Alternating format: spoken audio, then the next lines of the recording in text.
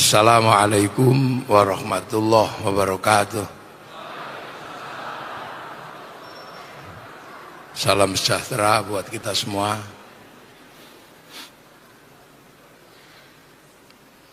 Yang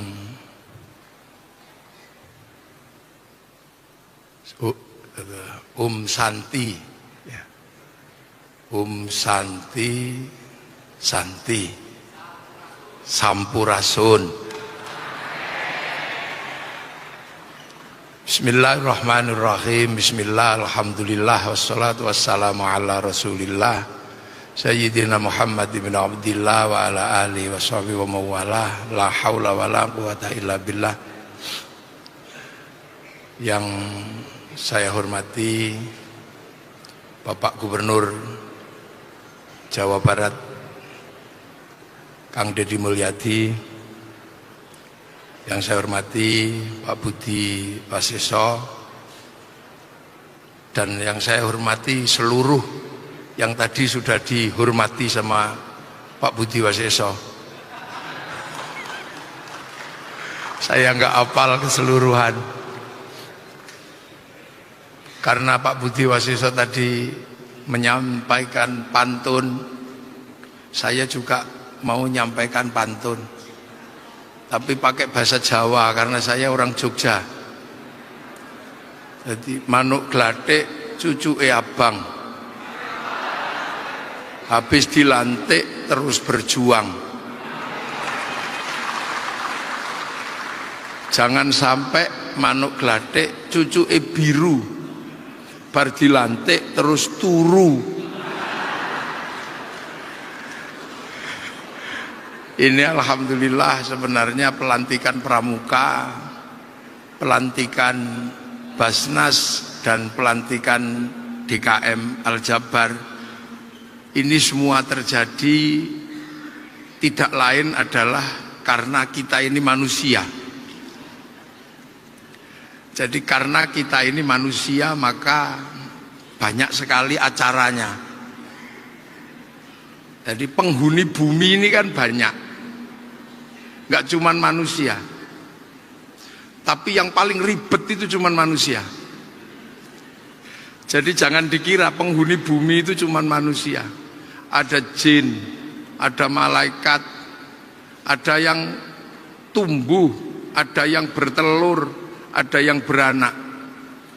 Tapi yang paling ribet itu manusia. Sapi itu nggak terlalu ribet, kambing juga nggak terlalu ribet, tapi yang paling ribet itu adalah manusia. Karena apa? Karena manusia ini panitia di bumi ini. Jadi panitia bumi itu ya manusia ini, yang dipasrahi oleh Allah untuk jadi panitia. Inni ja'ilun fil ardi khalifah.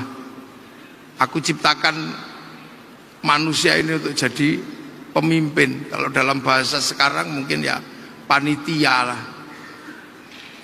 Nah, karena manusia ini jadi panitia, makanya manusia ini yang paling ribet. Semua diurus. Sapi diurus, bahkan ada yang ngurus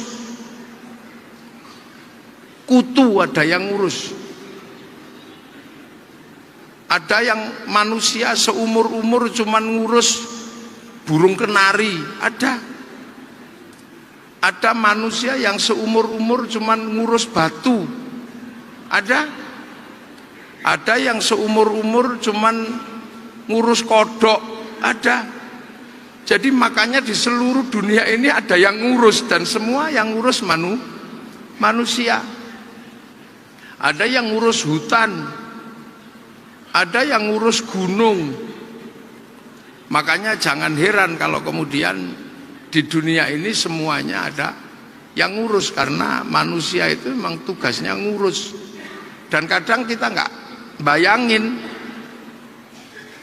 Makanya ada profesor ahli lumut, ada yang profesor khusus ahli kurap, ada profesor yang khusus. Nggih, monggo Kang Deddy mau zoom gitu. Jadi makanya di dunia ini semua ada yang ngurus. Dan manusia ini paling dinamis. Di dunia ini yang paling dinamis adalah manusia. Kita bisa melihat betapa manusia ini sangat dinamis. Di zaman Nabi Adam, ketika manusia baru belajar menghuni bumi, ngubur orang aja nggak bisa. Diceritakan Qabil setelah membunuh Habil, cara ngubur orang aja belum bisa. Setelah orang mati itu mau diapain, itu belum bisa. Sekarang belum lahir sudah bisa dibunuh. Manusia itu dinamis. Zaman Nabi Nuh, zaman Nabi Idris, manusia baru belajar pakai baju. Makanya Nabi Idris dikenal sebagai penjahit karena baru belajar pakai baju. Zaman Nabi Nuh ada banjir besar, sebagian besar mati. Karena apa? Kapal baru satu. Pengalaman itu membuat manusia belajar bikin kapal. Makanya sekarang pabrik kapal di mana-mana. Maka seandainya banjir besar itu terjadi dan air bisa dinaiki kapal, mungkin manusia nggak punah karena pabrik kapal banyak. Manusia dinamis. Makanya seandainya dunia ini dulu diserahkan kepada malaikat, mungkin dunia ini sepi. Karena malaikat itu nggak nikah. Jadi nggak ada pesta, nggak ada sewa son, nggak ada sewa tenda, dan nggak ada kondangan. Atau seandainya dulu itu dunia ini diserahkan kepada jin atau iblis, mungkin dunianya jadi serem, hantu tok gitu. Untung diserahkan ke manusia, jadinya dinamis. Zaman Nabi Ibrahim atau Abraham, ada wabah namanya wabah nyamuk. Semua manusia mati karena digigit nyamuk. Pengalaman itu membuat manusia jadi dinamis, menjadi berkembang. Makanya banyak sekali pabrik obatnya nyamuk sekarang. Makanya sekarang kalau nyamuk datang ke manusia disemprot langsung mati. Zaman Nabi Sulaiman kita masih tahu sejarahnya. Ketika membangun bangunan-bangunan besar, jin berperan untuk membantu pembangunan zaman Nabi Sulaiman. Tapi ngurus jin itu ribet. Makanannya pakai bunga yang aneh-aneh, pakai kambing yang warnanya warna-warni. Ngurus jin itu susah. Akhirnya manusia karena pengalaman biar nggak susah ngurus jin, bikin keren sekarang, bikin bulldozer yang ngurusnya lebih gampang, pakai solar udah beres. Maka jin-jin yang seperti itu pensiun sekarang, udah nggak punya kerjaan. Zaman Nabi Sulaiman orang jatuh cinta antara Nabi Sulaiman sama Ratu Balkis, itu yang ngatur adalah jin karena tempatnya jauh. Makanya sampai beberapa tahun yang lalu cinta masih banyak di kampung-kampung melibatkan jin. Datang ke pohon besar terus kemudian pakai menyan, terus jinnya di pasweti di Jawa misalnya, sunama tekaji ajiku jaran goyang tak goyang-goyang. Itu jin masih mau melibatkan diri. Sekarang jin yang ngurusi cinta pensiun. Karena cinta tumbuh bersama Avanza atau bersama Pajero. Manusia berkembang. Dinamis manusia itu. Zaman Nabi Isa, orang kena lepra mati. Pengalaman itu membuat manusia dinamis, bikin obat sakit lepra. Sehingga sekarang lepra disuntik penisilin 3 kali sembuh. Nah, hari ini kita mengalami fase di mana manusia dinamis. 30 tahun yang lalu Kita masih disatukan oleh satu media. Mau melihat Afrika, kita masih disatukan oleh televisi. Menunggu siaran flora dan fauna. Sudah ditunggu seharian, yang keluar Pak Murdiono atau Pak Harmoko. Sekarang dunia sudah tidak membutuhkan itu. Tahu-tahu belum 30 tahun televisi hilang dari kehidupan kita. Radio dulu sangat terkenal, namanya serial Brahma Kumbara. Saya mengenal istilah Sampurasun, Rampes itu ya Brahma Kumbara itu. Radio. Tahu-tahu sekarang radio hilang. Ini belum 40 tahun, betapa manusia cepat. Dulu kalau kita jatuh cinta, ini yang tua-tua zamannya Pak Budi Wasiso ini kalau jatuh cinta mesti pergi ke pasar, cari kertas warnanya pink, mereknya Harvest, baunya adalah bau mawar, jangan keliru bau melati, itu bau genderuwo. Terus mulai menulis, untukmu kekasihku, semenjak aku ditugaskan keluar pulau, entah kenapa kerinduanku nggak bisa kutahan.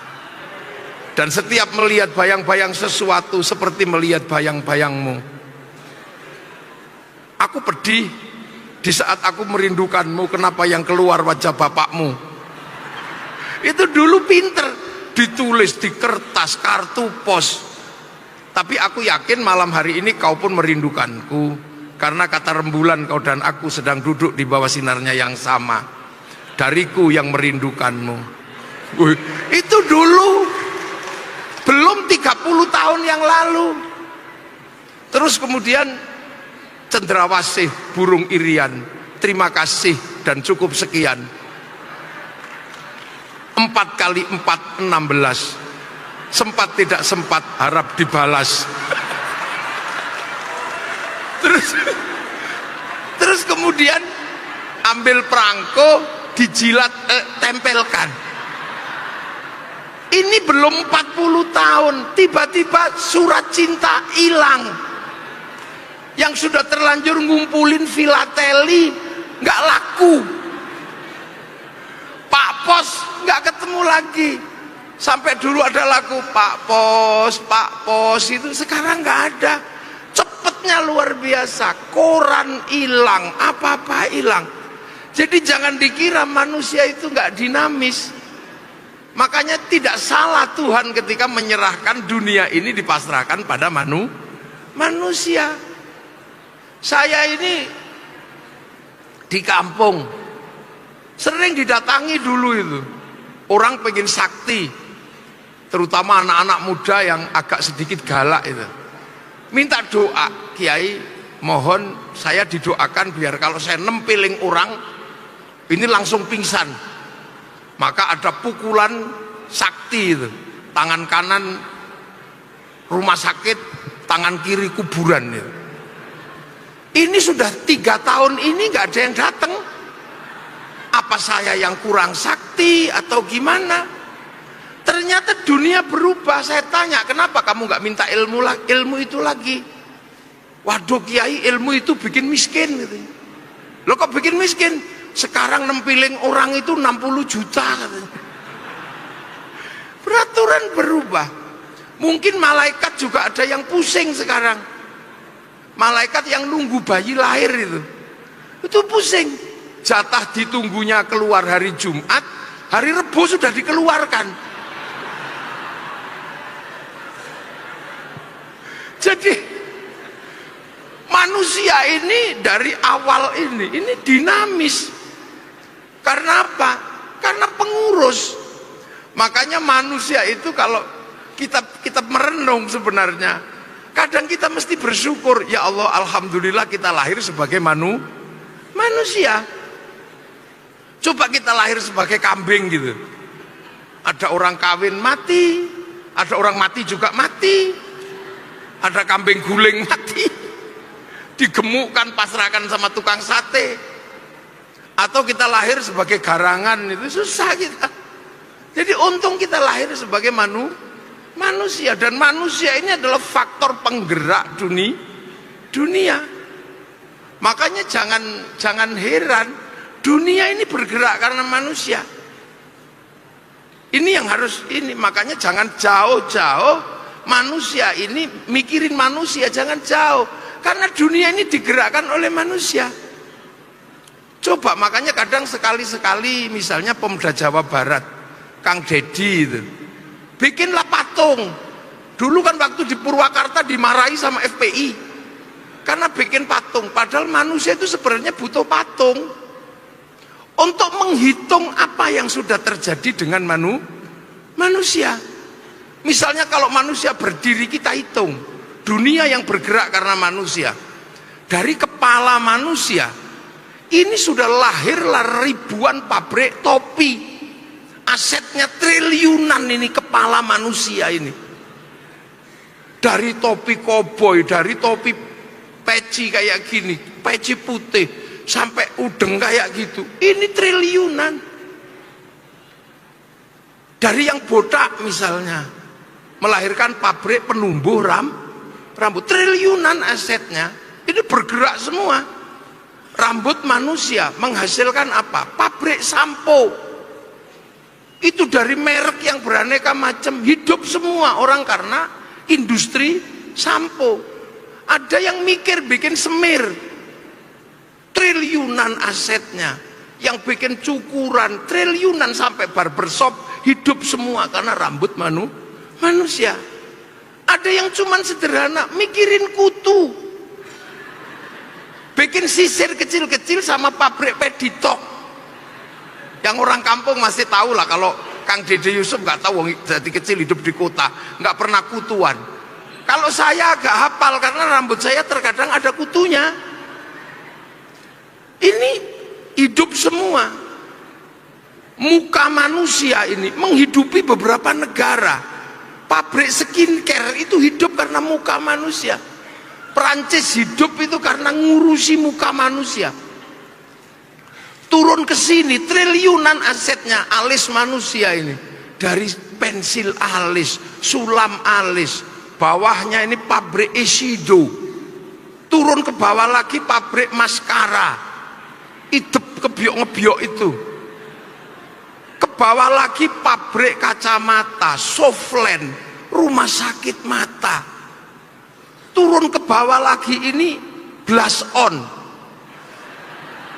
Sering saya ditanya, kenapa Kiai hafal? Karena istri saya perempuan. Memang istri saya laki-laki, istri saya perempuan, dan tak kasih belanja. Makanya saya ngerti belanjaannya, wong saya kasih belanja. Nggak tahu kalau di Jawa Barat biasanya ada, nggak usah dandan, jangan terlalu bagus, yang sederhana. Apalagi itu melanggar sunnah, itu biasanya suaminya medit itu, suaminya pelit itu biasanya, pakai alasan agama biasanya, alasan pelit itu. Ini triliunan asetnya. Coba ini manusia, kita coba berpikir, dan kita nggak pernah berpikir itu, yang berpikir orang lain. Amerika, Cina, Perancis, yang berpikir itu mereka, kita nggak pernah mikirin. Hidung ini ada di bawahnya kumis, ini menghasilkan cukuran kumis, mereknya berapa itu, triliunan asetnya. Bibir manusia menghasilkan pabrik lipstik, triliunan. Dalamnya menghasilkan sikat gigi, odol, kalau giginya monyong dikit behel, dokter gigi, kumur-kumur, ini triliunan bergerak semua. Ini belum ke bawah, dasi, hasduk, kalung, liontin, ini belum bajunya dan dalemannya, triliunan ini asetnya. Belum ke tangan, ada pabrik cincin, ada pabrik gelang, manikur pedikur. Saya dengarnya begitu kalau nggak salah ya Bu ya, manikur sama pedikur itu. Terus ada jam tangan, bahkan ada jam tangan 11 miliar, yang itu punyanya Pak Sahroni itu. triliunan aset ini. Belum lagi ke bawah pusar ini. Ini aset paling gede itu di bawah pusar ini juga. Loh, jangan pikirannya jangan jauh-jauh. Di bawah pusar ini ada pabrik celana pendek, celana panjang sampai daleman, dari yang segitiga sampai T. Zaman saya ada yang bolong-bolong warnanya biru, mereknya Sony. Nggak tahu masih ada.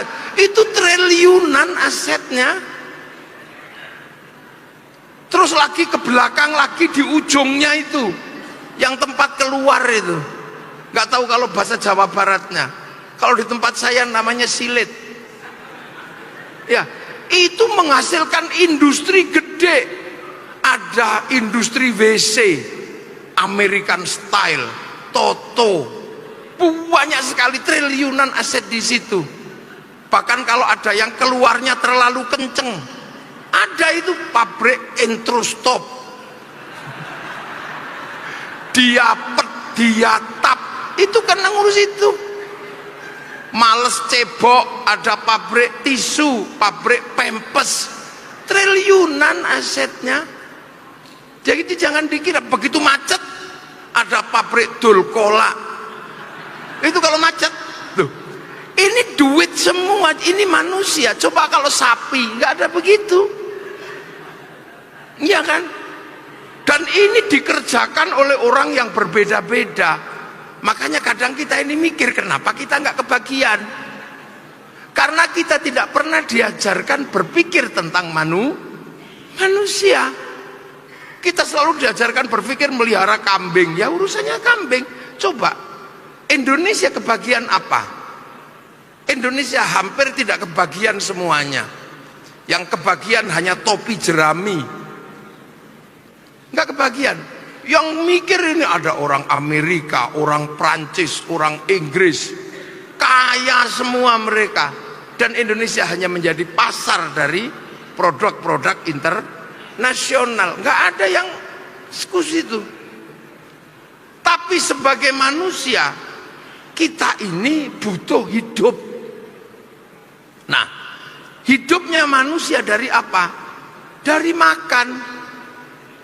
Jadi yang tadi yang ngurus banyak orang, begitu manusia makan, ini juga menghasilkan situasi yang sangat, suspeknya sangat gede. Makanya manusia hidup kalau makan, Islam itu diajarkan doa Allahumma barik lana. Kenapa bukan barikli?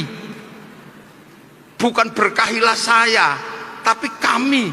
Dulu Pak Buas sama Pak Bahtiar ini bulog. Jadi harus paham ini karena makanan. Islam mengajarkan kalau kamu makan doalah Allahumma barik lana. Itu mutakallim ma'al ghair, bukan mutakallim wahdah. Jadi dia berbicara tentang kami, bukan saya. Karena makanan manusia itu melibatkan semua orang. Nasi yang kita makan itu melibatkan negara karena ditanam di sawah. Kalau sawah tidak diurus negara, BPN tidak hadir, bunuh-bunuhan sama tetangga sawah. Begitu ditanam di sawah melibatkan pengairan. Pengairan diurus yang lain lagi. Begitu kita tanam di sawah melibatkan pabrik pupuk. Kita udah nggak nanya agamamu apa. Pabrik pupuk kamu Nasrani, Yahudi apa Hindu, nggak ada yang nanya. Yang penting datang urea pupuk dan pabriknya di mana-mana. Begitu waktunya panen, kita melibatkan mesin pemanen yang produksinya entah negara mana. Begitu waktunya digiling, kita melibatkan negara-negara yang menghasilkan mesin gilingan. Begitu waktunya mau dimasak, melibatkan pabrik kompor, melibatkan pabrik rice cooker, melibatkan pabrik gas. Ini kita nggak tahu ini tempatnya di mana, negaranya apa. Begitu naik ke meja, melibatkan pabrik piring, pabrik sendok, pabrik mangkok. Ini negara kita nggak tahu produksinya di mana. Waktu kita bumbuin, ada pabrik bumbu, ada negara yang khusus ngurusi bawang, ada negara merica. Ini tempatnya di mana kita nggak pernah tahu. Kondisinya seperti apa kita nggak. Yang penting hadir ketika kita masak. Setelah kita makan, kita mengambil anggur merah, anggur hijau. Itu bukan tanaman Indonesia, itu tanaman Amerika, tanaman New Zealand, Australia, tanaman Cina. Datang ke sini melibatkan negara, karena pasti itu adalah hasil impor. Berarti ada menteri perdagangan, berarti ada eksportir importir, berarti ada bill of lading, letter of intent, berarti ada jaminan obligasi yang berpusat di Bank Devisa New York, punyanya Rothschild Rockefeller, pengusaha Yahudi. Ayo.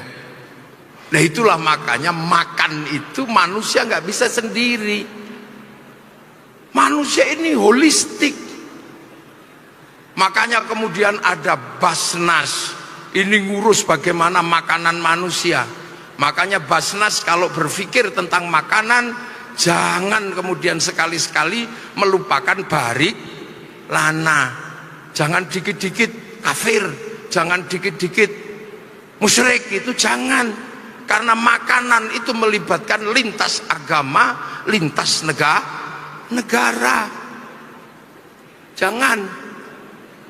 Nah, manusia yang seperti ini menjadi landasan dan catatan bahwa mari kita berpikir bahwa hidup itu tidak sendiri. Hidup itu bersama, membangun kebersamaan.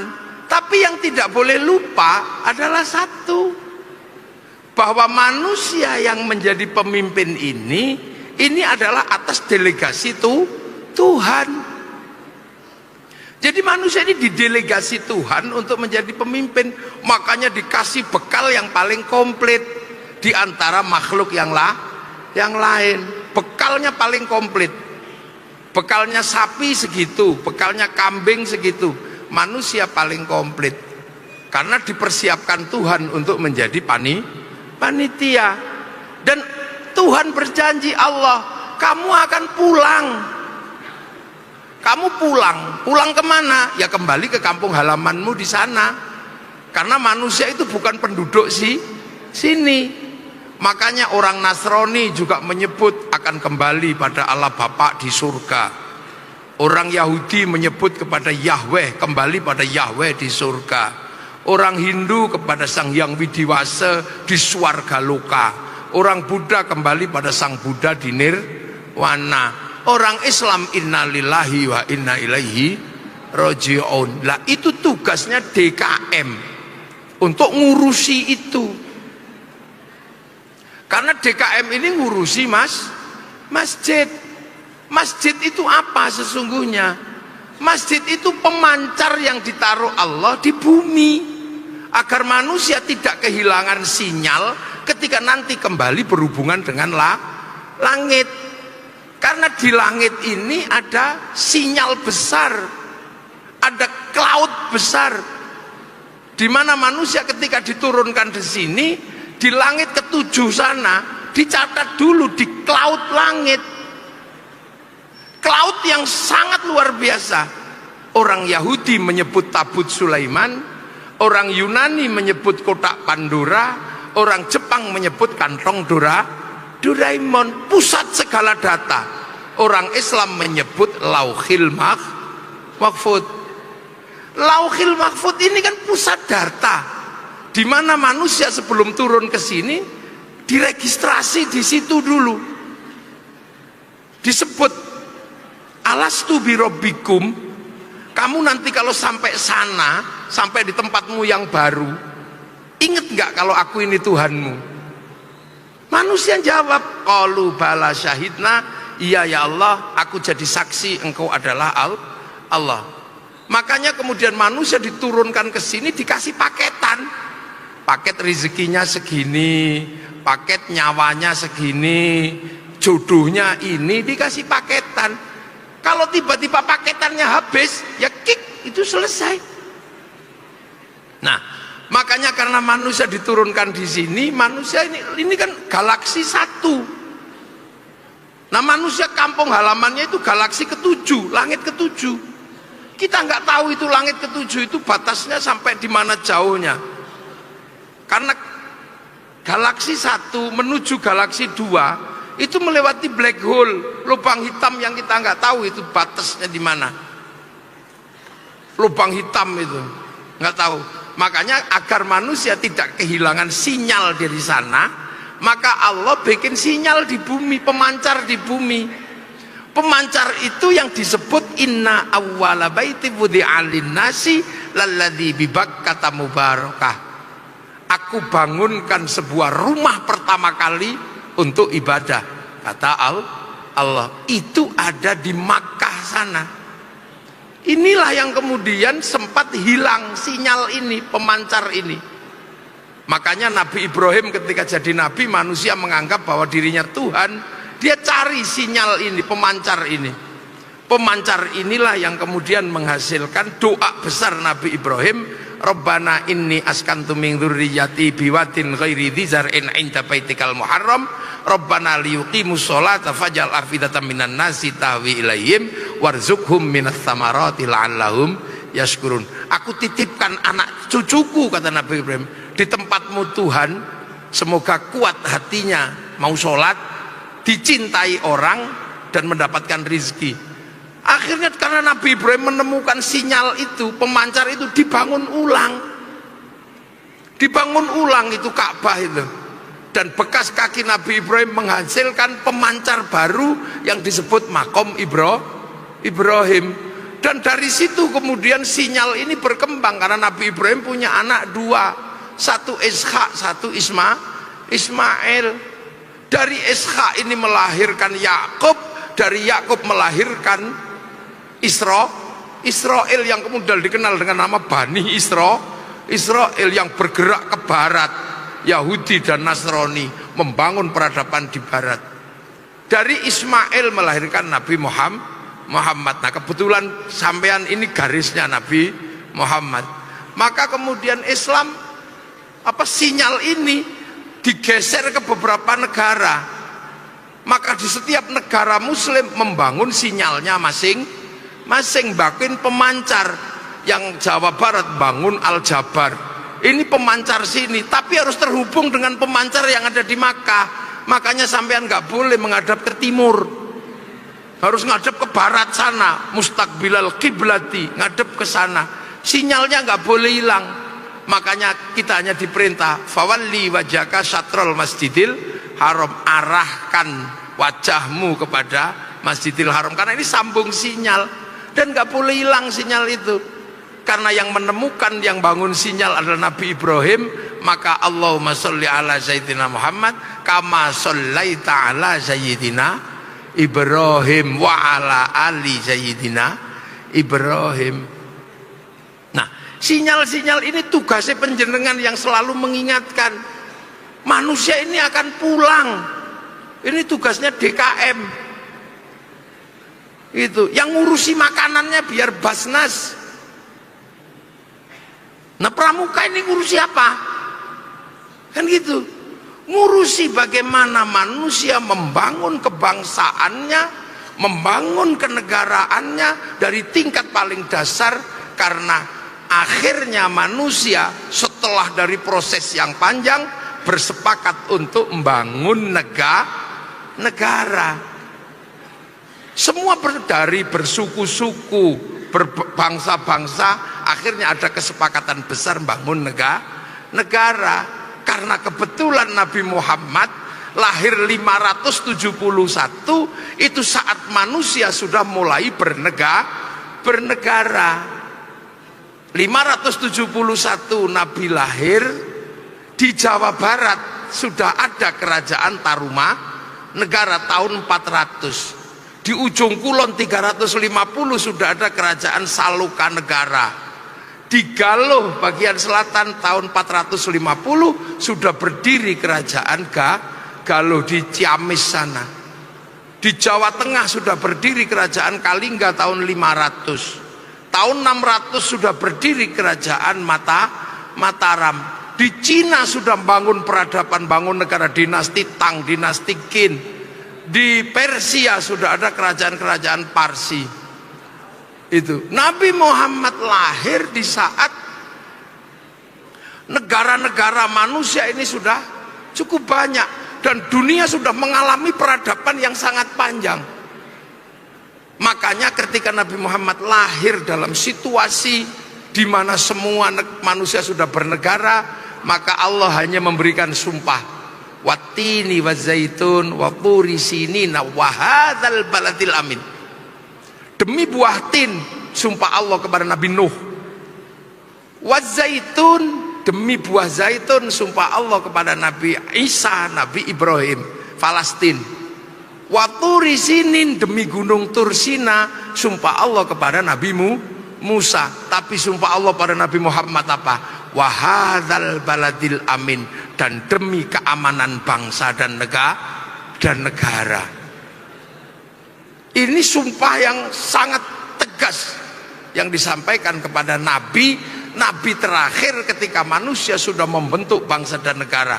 Dan akhirnya sekarang kita sudah melihat manusia sudah membentuk bangsa dan negaranya masing-masing. Ini semuanya sudah bergerak dan sedang berjalan. Dan ketika kita ini sudah melewati di antara tadi yang saya sebut tentang dunia yang bergerak, bahkan sekarang jangankan yang televisi yang hilang, Tuhan yang hilang pun sudah cukup banyak sekarang. Tuhan yang expired juga sudah cukup banyak. Tuhan Ra, Tuhannya orang Mesir, expired, sudah nggak ada lagi yang nyembah. Zeus, Tuhannya orang Yunani yang pernah menguasai Romawi, yang pernah menguasai 2/3 dunia, Tuhan ini expired. Ahura Mazda, Ahriman, Tuhannya orang Zoroaster, expired sekarang. Dan semua agama sedang bergerak ke tingkat lokalnya masing-masing. Yang masih berada di tengah arena ini adalah masih keturunan Ibrahim, yaitu Islam, Yahudi, dan Nasrani. Akan tetapi Islam punya tugas apa? Membentuk keamanan bangsa dan negara. Untuk apa sebenarnya? Untuk jaga manusia, karena manusia ini yang terbaik. Laqad khalaqnal insana fi ahsani taqwim. Manusia yang terbaik ini harus selalu dijaga. Jangan sampai rusak. Jangan sampai saling bunuh. Maka manusia ini harus dijaga karena manusia yang terbaik. Penjagaan pertama apa? Penjagaan pertama adalah amanu wa amilus lihat iman dan kelakuan baik. Maka manusia harus baik, jangan sampai rusak. Akan tetapi agama yang baik, manusia yang baik tidak akan bertahan kalau punya negara tidak aman. Manusia baik, agama baik tetap rusak dua-duanya kalau tidak ada keamanan negara, tidak ada baladil amin. Arab dan sekitarnya itu manusianya cakep-cakep, agamanya bagus-bagus. Kenapa saling bunuh? Karena tidak tercipta keamanan bangsa dan negara. Makanya tugas pramuka sesungguhnya apa? Membangun kecintaan pada bangsa dan negara. Karena Cina sudah punya negara, Amerika sudah punya negara. Dan pertanyaannya, kenapa mereka semuanya bisa bangkit? Karena mereka punya kecintaan pada bangsa dan negara. Kecintaan pada bangsa dan negara itu tujuannya untuk apa? Tujuannya cuma satu. Kalau nanti anak-anak negeri yang pinter-pinter sudah bisa melakukan produksi, apa yang tadi dibutuhkan seluruh manusia sudah diproduksi oleh anak-anak negerinya sendiri, sehingga negara tidak terganggu dan tidak tergantung yang lain. Kebutuhan pertama adalah konsumsi. Kebutuhan pertama itu konsumsi. Nah, konsumsi terbesar itu konsumsi dalam negeri. Konsumsi dalam negeri berbanding lurus dengan rasa cinta pada bangsa dan negara. Ini nggak boleh hilang. Amerika kenapa bisa bangkit dan bisa produksi dan konsumsi? Dia bangun kecintaan pada bangsa dan negaranya cukup lama menggunakan film-film Hollywood. Dia bangun kebangsaannya melalui film Wild West sampai The Last of the Mohican. Dia bangun. Ketika dia gagal di Vietnam, bangsanya nggak boleh malu. Dia bikin Rainbow 1 sampai 6. Ketika mereka ditekan secara spiritual oleh Cina, dia bikin American Shaolin, American Kung Fu. Ditekan oleh Jepang, dia nggak boleh malu, bikin American Samurai, American Ninja. Bahkan samurai terakhir dari Amerika namanya Tom Cruise dalam film The Last Samurai. Dia bangun kebangsaannya. Coba Cina kenapa bisa bangkit? Dia bangun kebangsaannya melalui apa? Film-film yang dari dulu diajarkan, mulai dari ular putih sampai ular hijau, mulai dari Wung Fei Hung sampai Sun Gokong. Itu bahkan Cina lebih ekstrim. Kalau ternyata peradaban manusia diganggu oleh Tuhan, dia akan lawan Tuhan. Kalau Cina, Tuhan ngelarang judi, dia bikin dewa judi. Tuhan ngelarang mabuk, dia bikin dewa mabuk. Kalau Tuhan sudah terlalu berkuasa, dinaiki Sun Gokong sampai Tuhannya ngungsi. Itu Cina. Menurut manusia. Kenapa Jepang bisa bangkit? Kebangsaannya dibangun dari semangat Bushido. Karena politik dumping lebih berat daripada kita. Pasar dalam negeri lebih mahal daripada pasar luar negeri. Kalau tidak dibangun kebangsaannya, itu nggak jalan. Maka dia jelaskan mulai dari Oshin sampai film-film Bushido dia bangun. Terakhir dia bikin kebangsaan anak-anak menggunakan film Samurai X dengan tokohnya Rurouni Kenshin. Loh, habis itu dia jual semua. Ini bangsa. Korea kenapa bangkit? Korea menggunakan drakor untuk mempengaruhi mindset dunia dan mindset dalam negeri. Kita ibu-ibu kita berapa itu? Akhirnya dunia bisa digerakkan oleh Korea, pasar dalam negeri. Saya ini generasi 90-an. Kami lahir dari zaman rock and roll. Dulu tahun 91 ada konser terbesar di dunia, konser Metallica di Moskow di Lapangan Merah. Penontonnya 6 juta orang. Semua analis musik dunia mengatakan tidak akan pernah tergantikan. Bahkan Woodstock juga kalah. Tapi apa yang terjadi?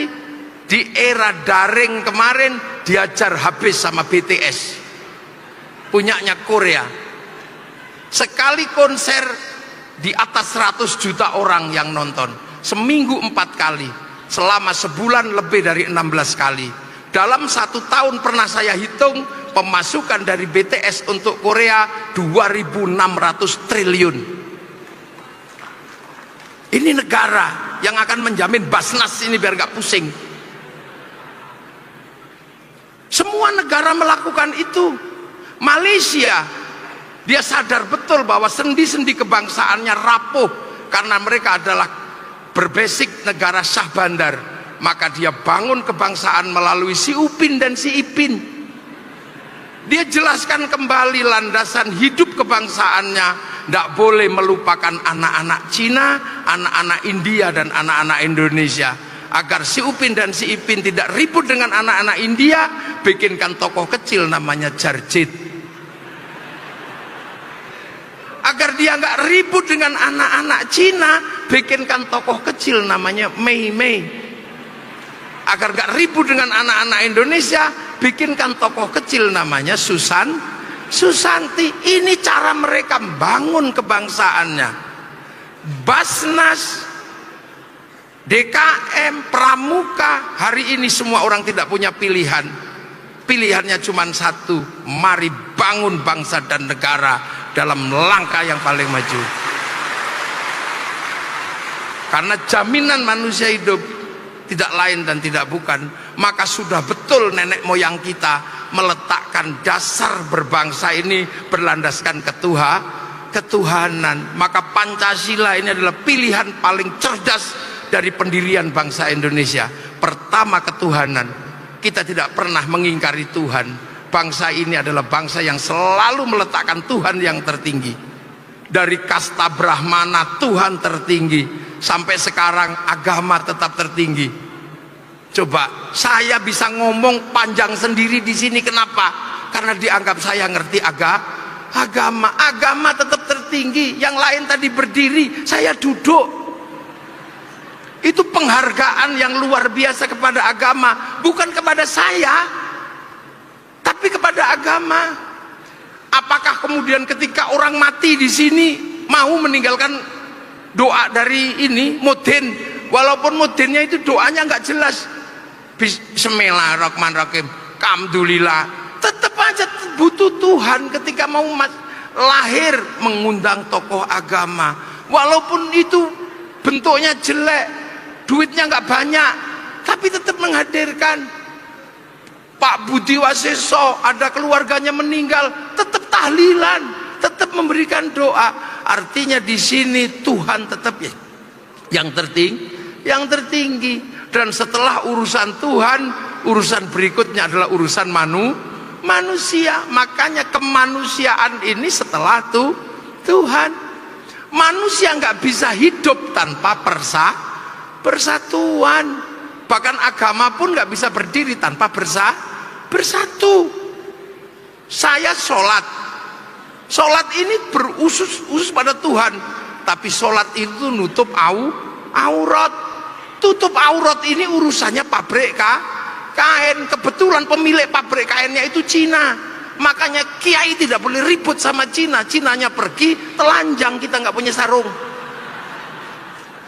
Duh, ayo coba bikin keran wudhu DKM, itu yang bikin keran wudhu Sanyo itu bukan orang Islam. Pergi haji kita pakai bank, kalau nggak ada bank kita nggak bisa pergi haji. Maka jangan dikit-dikit mengharamkan bank. Kalau banknya haram kita nggak boleh pakai duit, karena duit itu produksi bank. Pergi haji yang ngurus Yahudi, karena pesawat Boeing Airbus saham terbesarnya adalah orang Yahudi Nasrani. Bunuh Yahudi semua, renang kita dari Pelabuhan Ratu. Ini agama pun nggak bisa berdiri sendiri.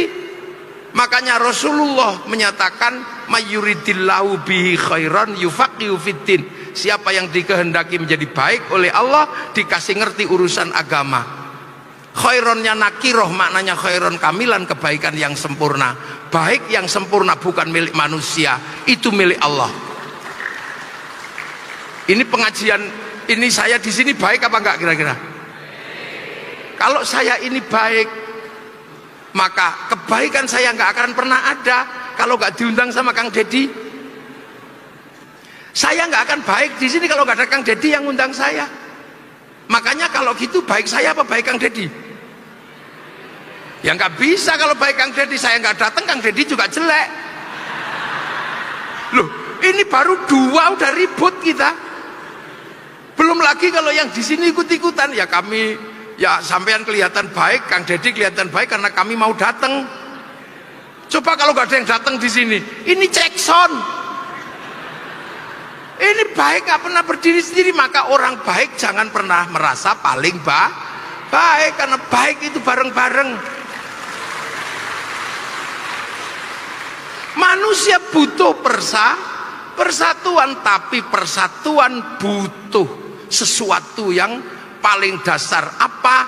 Kesetaraan, menghargai perbedaan suku, bangsa, agama. Makanya landasan persatuan yang dipilih adalah kerakyatan. Apa kerakyatan? Kerakyatan adalah perintah Nabi. Kalau kamu hidup berbeda suku, beda bangsa, agama, hiduplah yang rukun, saling bertanggung jawab. Kullukum ra'in wa kullukum mas'ulun an ra'iyati.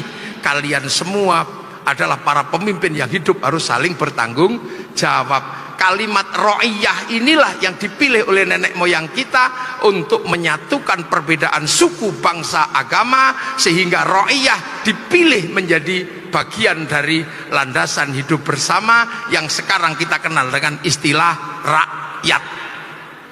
Jadi rakyat adalah hidup berbeda suku, bangsa, agama, saling tanggung jawab. Kita bukan people.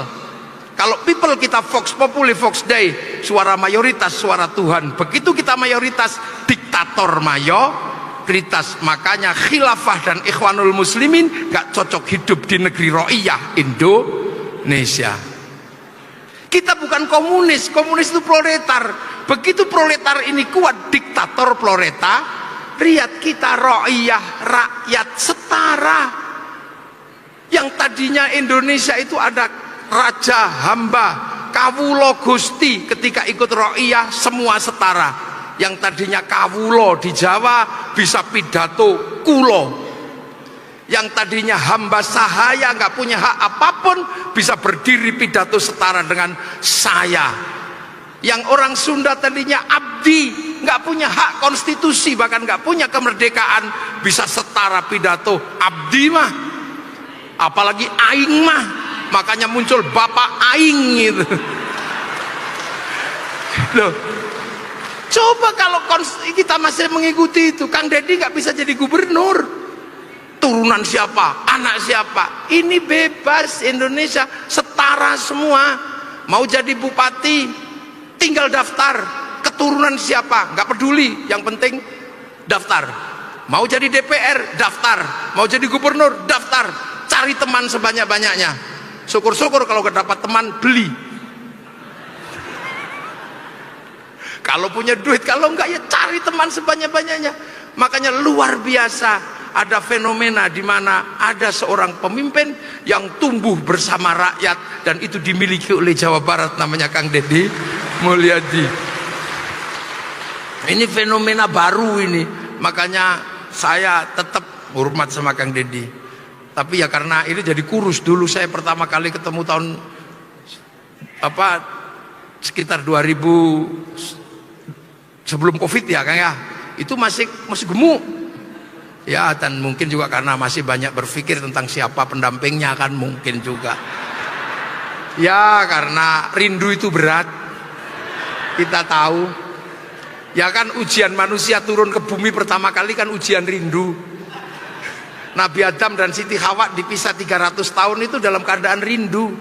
Jadi penyakit paling berat di dunia itu penyakit rindu.